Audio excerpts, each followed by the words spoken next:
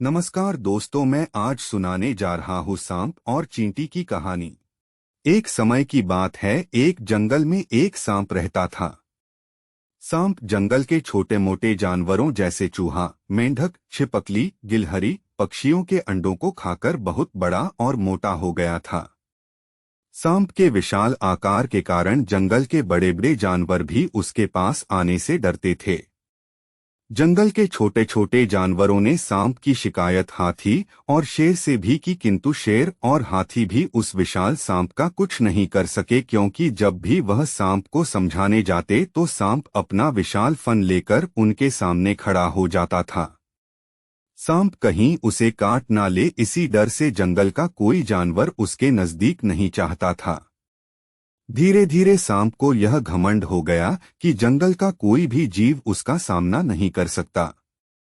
सांप ने सोचा कि जब जंगल का राजा शेर ही मुझसे डरता है तो क्यों न मैं भी एक राजा की तरह किसी विशाल घर में रहूं। यह सोचकर सांप एक विशाल बरगद के पेड़ के बिल में रहने लगा। सांप के आने से डर के कारण बरगद में रहने वाले सभी जीव जंतु और पक्षी उस पेड़ को छोड़कर चले गए। बरगद के पेड़ के पास ही चींटियों की बाम्बी थी। सांप जब भी कहीं जाता तो उसे रास्ते में चींटियां मिल जाती थी। चींटियां हमेशा अपने काम में व्यस्त रहती थीं और सांप को नमस्कार नहीं करती थी। चींटियों का यह व्यवहार सांप को पसंद नहीं आया। एक दिन वह चींटियों की रानी से बोला, तुम अपनी सेना को समझा देना कि मैं जब भी यहाँ से गुजरता हूँ तो मुझे सर झुकाकर नमस्कार करें, नहीं तो मैं सभी को मार दूंगा। सांप की बात चींटियों की रानी को बिल्कुल भी पसंद नहीं आई और उसने सांप की बात मानने से इनकार कर दिया।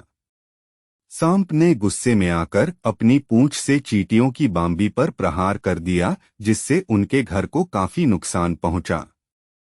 सांप के इस व्यवहार से सभी चींटियां बहुत अधिक क्रोधित हो गई और उन्होंने एक साथ मिलकर सांप पर हमला कर दिया।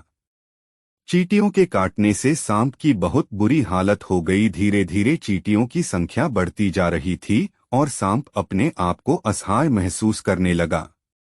आखिरकार चींटियों के हमले से सांप की मौत हो गई और जंगल के जानवरों को उस खतरनाक सांप से मुक्ति मिल गई। शिक्षा: इस कहानी से हमें शिक्षा मिलती है कि कभी भी किसी भी जीव को छोटा समझकर उस पर अत्याचार नहीं करना चाहिए। एकता में बहुत शक्ति होती है।